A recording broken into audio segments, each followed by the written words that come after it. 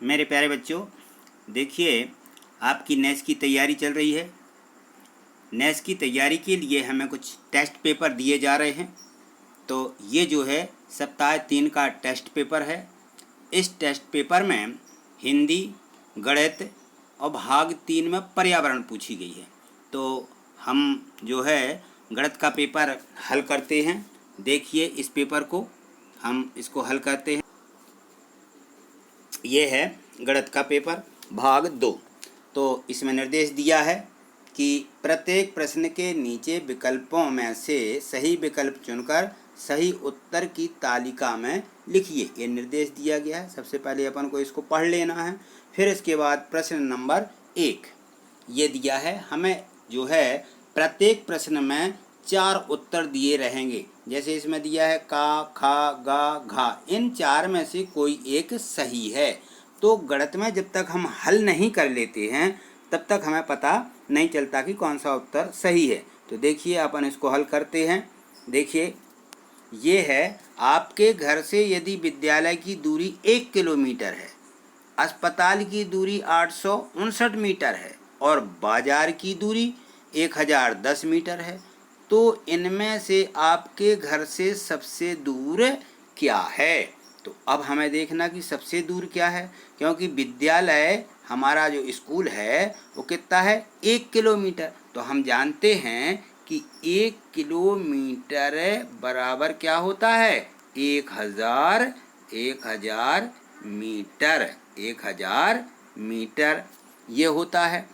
तो अब देखिए आगे इसमें दूसरी क्या दी है, अस्पताल की दूरी 859 मीटर है और बाजार कितना है 1010 मीटर है। तो अब हमें देखना कि सबसे ज़्यादा संख्या कौन सी है, 1000 की 1010 की 859।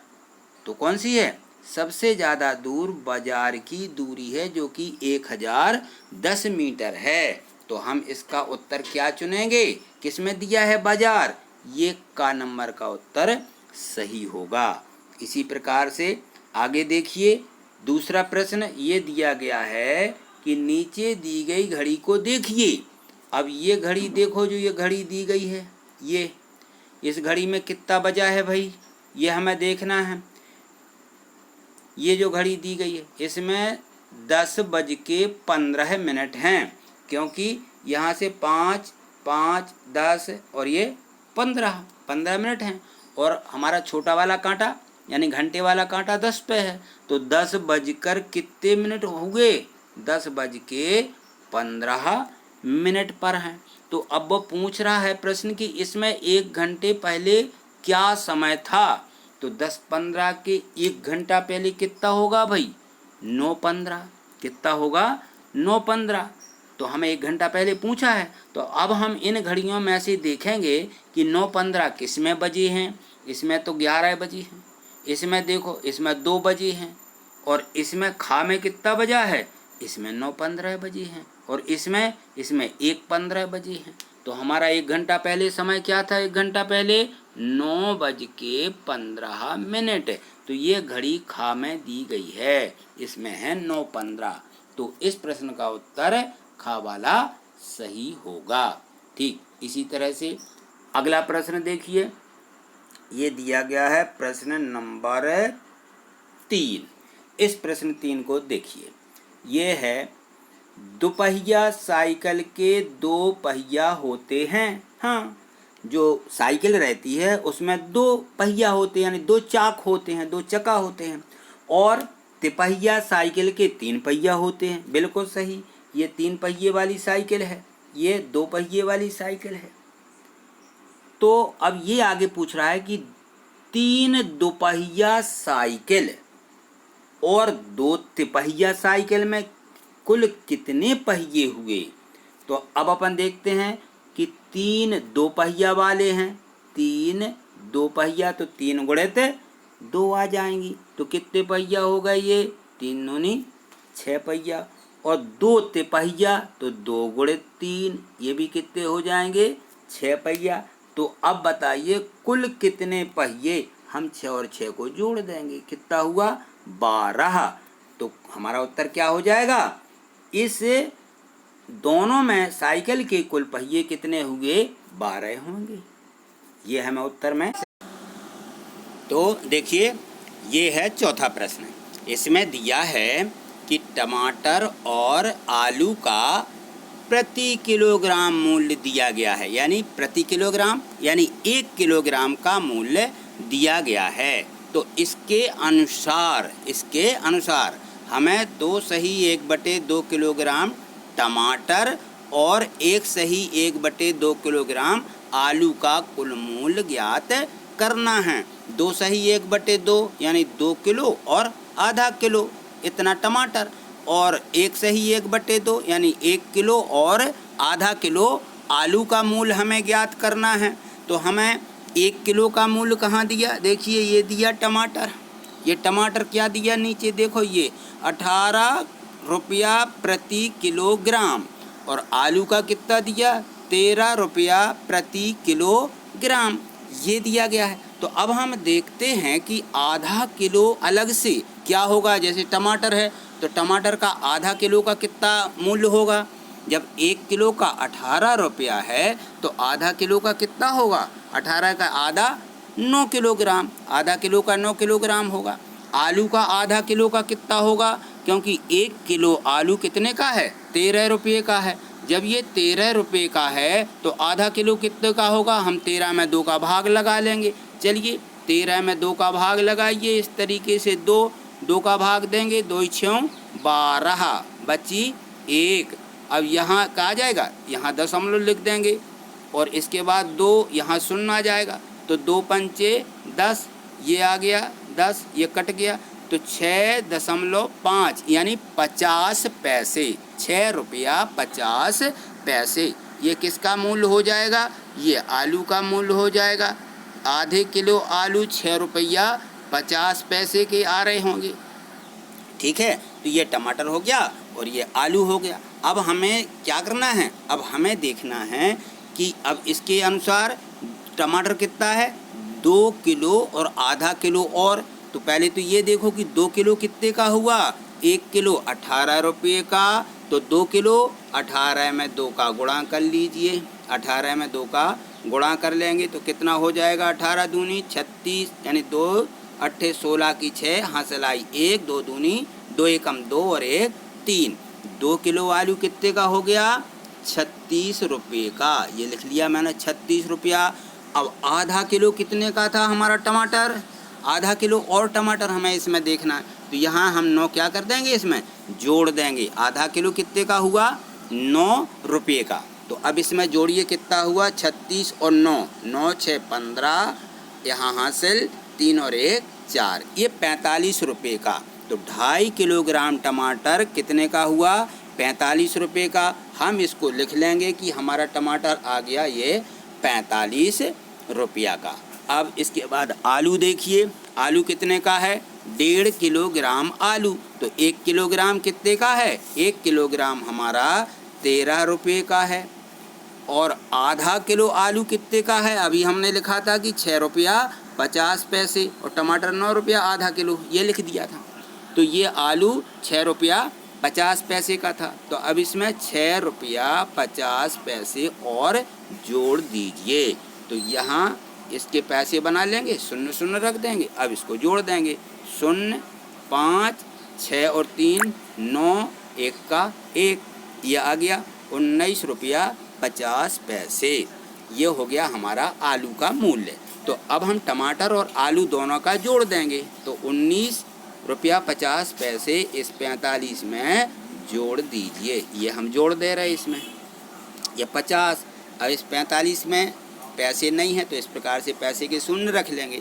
अब यहाँ जोड़िए 0 और यहाँ 5 का 5 आ जाएगा, और यहाँ पे 9 और 5 14, हासिल 1 4 1 5 1, हासिल की 6, कितना आया? 64 रुपया 50 पैसे। कितना आ गया? 64 रुपया 50 पैसे। अब हम देखेंगे कि यह किस में लिखा है, का में, खा में, गा में या घा में। तो किसी में नहीं लिखा है, यानी इसके ये चारों उत्तर क्या हैं? ये गलत हैं। हम इसमें उत्तर नहीं लगाएंगे और ना ही इसमें दिया गया है। लेकिन कंफ्यूज नहीं होना है, यहाँ भले ही नहीं दिया है, हमारी वार्षिक परीक्षा जो हमारी होगी 12 नवंबर को, उसके पेपर में या तो इसमें नीचे एक और अलग से ये नंबर बढ़ा देंगे और उसमें लिखेंगे कि इसमें से कोई नहीं, या किसी आंसर में ये 64.50 लिखा होगा, तब हमें उसमें टिक करना है। इसमें से ये चारों उत्तर अभी गलत हैं। ठीक, आगे इसी प्रकार से देखिए अगले प्रश्न को। ये दिया गया है 5वां प्रश्न। अब 5वें प्रश्न में ये दिया है, यदि किसी बगीचे में कुल 100 पेड़ हैं और इनमें से 1/5 आम के पेड़ हैं, तो बगीचे में दूसरे कुल कितने पेड़ होंगे।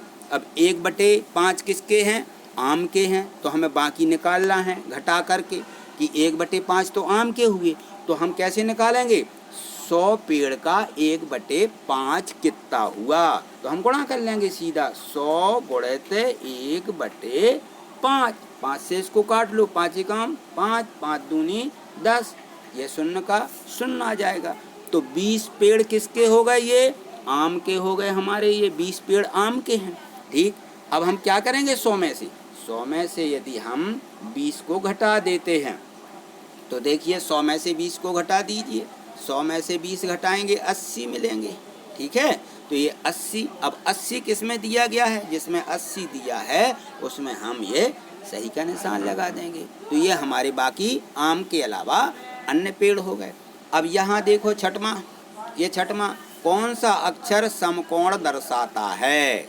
समकोण, जिसमें 2 रेखाएं बिल्कुल ऐसी सीधी मिलती हों, ये समकोण है।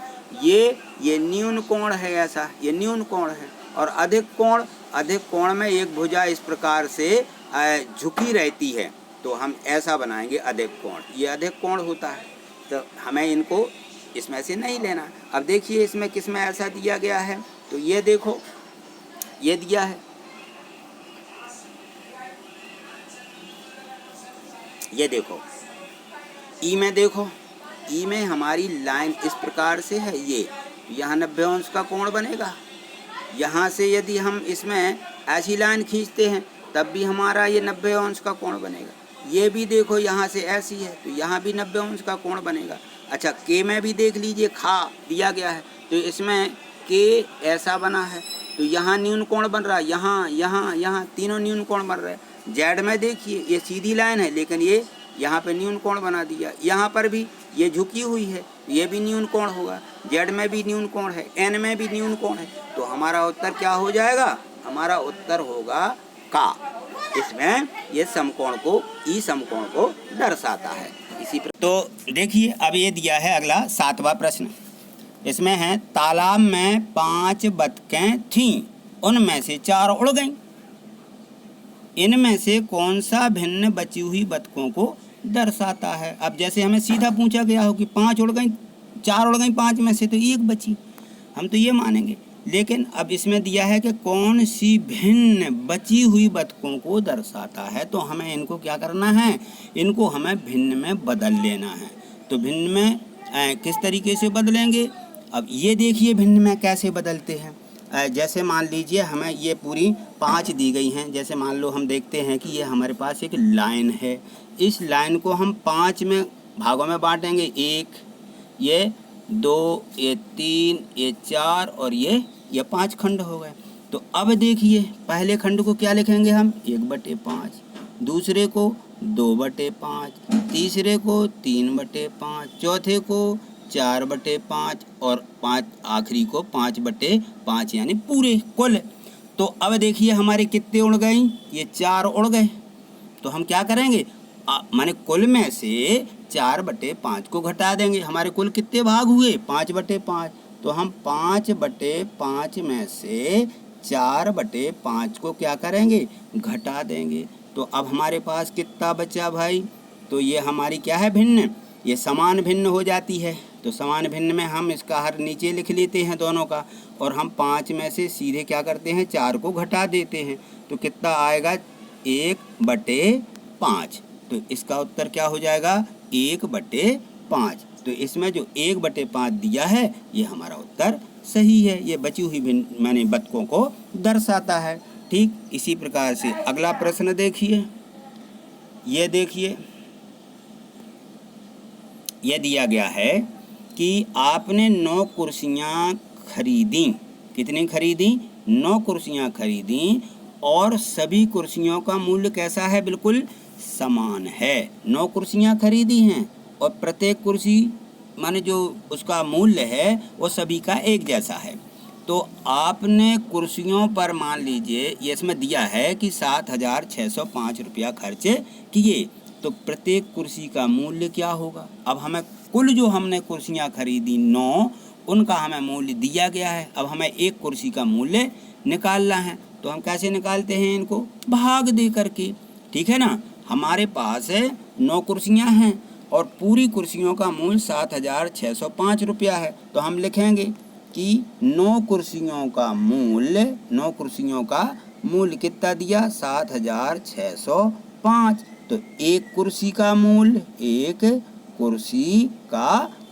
कितना होगा? 7,605 बटे 9। इस तरीके से लिख लेंगे। हम इनको काट देंगे या फिर भाग दे देंगे। 7,605 में 7,000 ये लिखे 7,605, इसमें 9 का भाग लगा देंगे।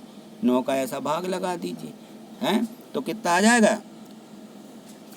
भाई? 9 7 9 8 72, 9 8 ये 72 हो जाएंगे। बचे यहाँ पे 4, 9 चौको 36, फिर बचेंगे 4।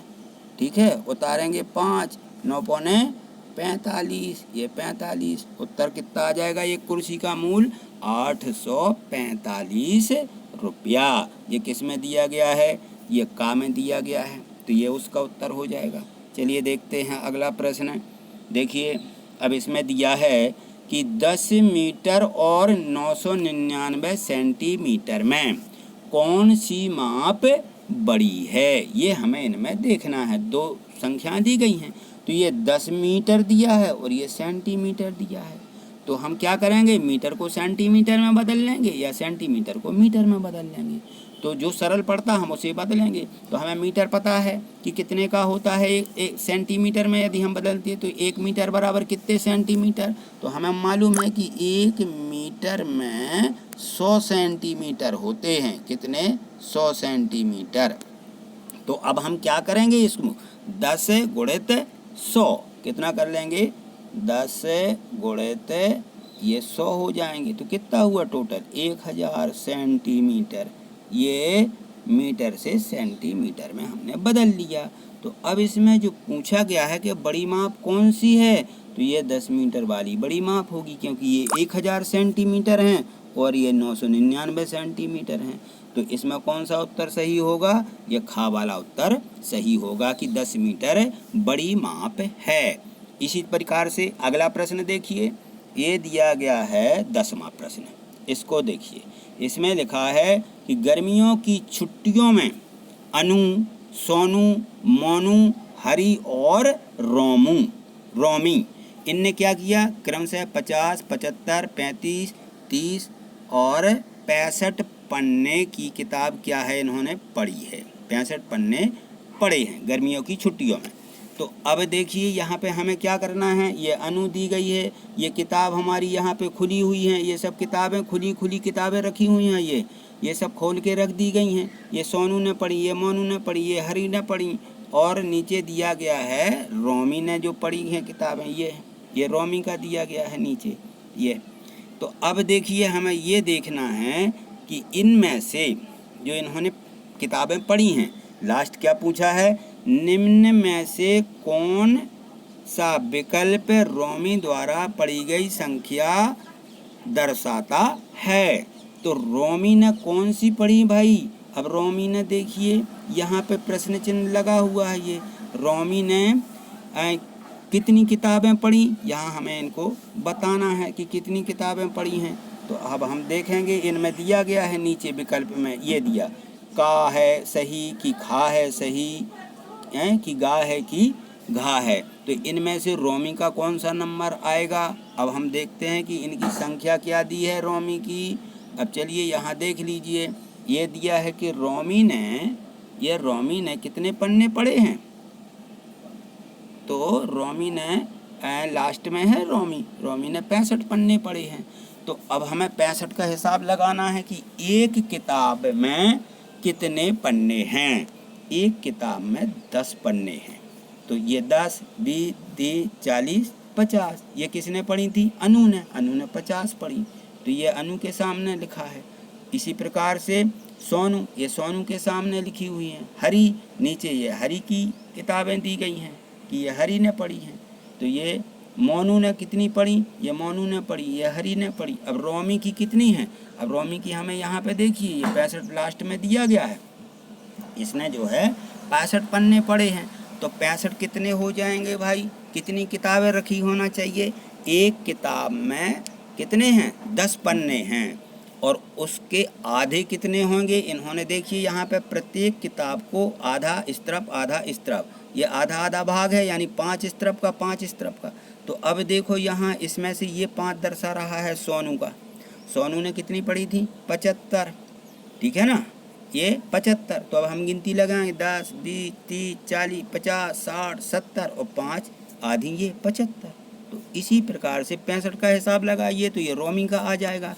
कितनी हो जाएंगी? तो हमारी 6 किताबें रखी होना चाहिए, और आधी यानी 5 पन्ने और रखे होना चाहिए। तो ये किस में दिया गया है? यहाँ देखिए, ये किस में दिया है? तो किस में दिया है? ये देखो यहाँ पे खा में, गा में, घा में, किस में दिया है? तो हमें 6 चाहिए। पहले का में देखो 1, 2, 3, 4, 5, 6, 60 और 5 ये दी गई हैं। तो कितनी हुई ये 65 हो गई। तो रोमी के द्वारा क्या, कौन सी किताबें, का नंबर की किताबें रोमी के द्वारा पढ़ी गई हैं। ठीक है, इस प्रकार से। तो खा में कितना दिया? ये खा को भी गिनती कर लीजिए, 10, 20, 30, 40, 50। ये नहीं है उसकी तो 65 है, तो हमारा 65 है इसमें आ रहा है, तो ये लिख देंगे। इसी प्रकार से अगला प्रश्न देखिए, ये दिया गया है प्रश्न 11वां। इसको देखो, निम्न में से कौन सी संख्या भिन्न के सभी रूप समतुल्य हो जाएंगे। अब यहाँ देखो हमें भिन्न दी गई है, ये हमें सभी संख्याएं समतुल्य भिन्न में हैं। समतुल्य भिन्न माने उसी के बराबर आती, जैसे 1/2 लिखा यहाँ, तो इनको यदि हम 2/4, 3/6, 4/8 इनको हम काटते हैं तो काटने पर हमें 1/2 ही मिलेगी। तो देखिए जैसे 2/4 दिया, काट दीजिए, 2 एकम 2, 2 दूनी 4, कितना मिल गया? 1/2। इसके बाद देखो 3/6 लिखा, तो 3 एकम 3, 3 दूनी 6, कितना मिल जाएगा? 1/2। तो ये सभी भिन्न जो हैं कितनी दर्शा रही हैं? 1/2। तो ये सब समतुल्य हैं। यदि ये 5/10 लिखा है तो इसको काटो, 5 एकम 5, 5 दूनी 10 बराबर हो जाएगा 1/2। तो उसी प्रकार से इनमें से हमारी अंश में जो संख्या दी गई है, ये कितनी दी गई है? ऊपर 36 है, तो अब नीचे इसके दुगने होना चाहिए। तो 36 में 2 का क्या कर लो? गुणा कर लो भाई। 36 में हम 2 का गुणा कर दें तो कितना आ जाएगा? 6 दूनी 12, 3 दूनी 6 और 1 7, कितना आएगा? 72। तो हमारा इसके बटे कितना होना चाहिए? 72 होना चाहिए। और यह 72 किस में लिखा? का में, खा में, गा में या घा में? तो हमारा घा वाला उत्तर सही है। बस इस प्रकार से हमें इनको आगे हल करना है। आगे चलिए देखिए, 12वां प्रश्न है। इस 12वें प्रश्न में क्या दिया गया है? इसमें दिया गया है कि ऊपर दिए चिमटे के चित्र को देखिए। यह जो चिमटा है इसमें कौन सा कोण बन रहा है? तो इसमें ऐसा कोण बन रहा है। तो कौन सा कोण है? ये न्यून कोण है, ठीक है ना। तो किसमें दिया? गा में दिया। ये न्यून कोण बन रहा है, यहाँ से ऐसा ये न्यून कोण बना रहा है, तो ये न्यून कोण हो जाएगा। इसी प्रकार से 13वां प्रश्न देखो, इसमें दिया है 1350 ग्राम चीनी और 750 ग्राम आटे का कुल वजन क्या है? हमें दोनों को क्या करना है? जोड़ देना है। तो इनको जोड़ दीजिए। ये ग्राम दोनों में दिए हैं, 1350 ग्राम और 750 ग्राम। जोड़ दीजिए, 5 5 10 है, 7 3 10, 1 11, 1 और 1 2, ये कहाँ से लगी? आइए, तो 2 हो जाएंगे।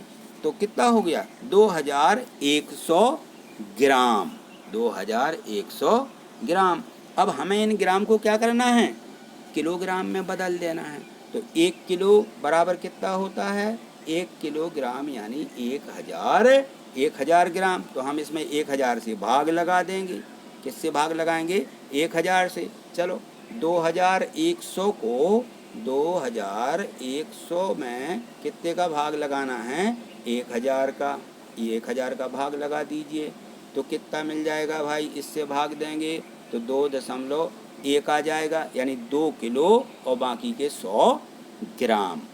2 किलो 100 ग्राम हुआ। तो अब इसमें क्या पूछा गया है कि अब इनमें बताओ कि इनका कुल वजन क्या है। तो अब देखो इसमें इनका वजन क्या होगा? क्या 1 किलो के बराबर है? नहीं। 2 किलो 100 ग्राम है। 2 किलो से कम है? नहीं। 2 किलो से ज़्यादा है?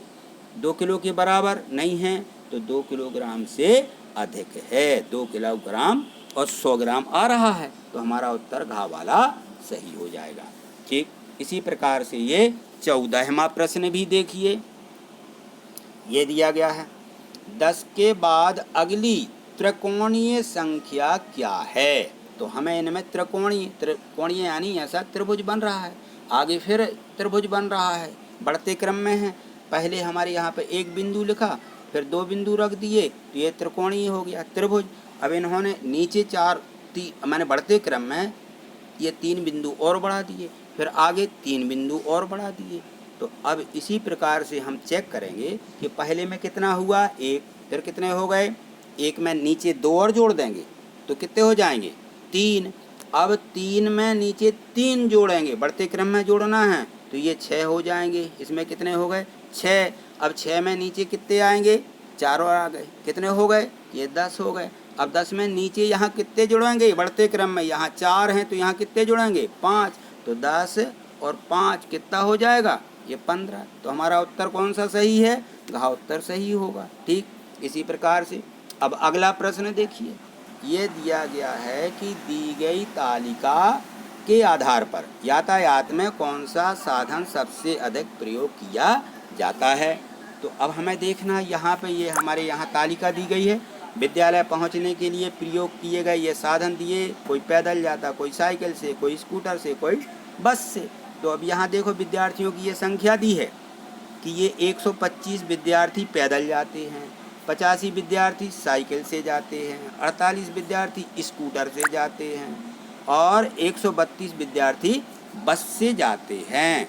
तो सबसे अधिक प्रयोग किस वाहन का होता है हमें ये देखना है। तो यहाँ जिसमें सबसे ज़्यादा विद्यार्थी जाते हैं वह कौन सी इसमें होगी? तो इसमें जो है बस में ज़्यादा विद्यार्थी जाते हैं, बस में ज़्यादा विद्यार्थी जाते हैं तो इसका ज़्यादा उपयोग होता है। इसलिए हम इसका उत्तर कौन सा सही करेंगे? गा वाला उत्तर सही होगा। तो इस प्रकार से हमें इन सभी प्रश्नों को हल करना है। ठीक है, ये सभी प्रश्न इसके जो हैं तालिका में जो दिए गए थे इसमें जो है ये हमने सब देख लिए। इनका अभ्यास करिए और इनको दोहराते रहिएगा। अगली वीडियो में मैं इनको अगली वीडियो जो आगे आएगी उनको दिखाऊंगा, और पिछली वीडियो भी मैंने भाग 1 भाग 2 को इसमें डाल दिया है, आप उनको देख लीजिए।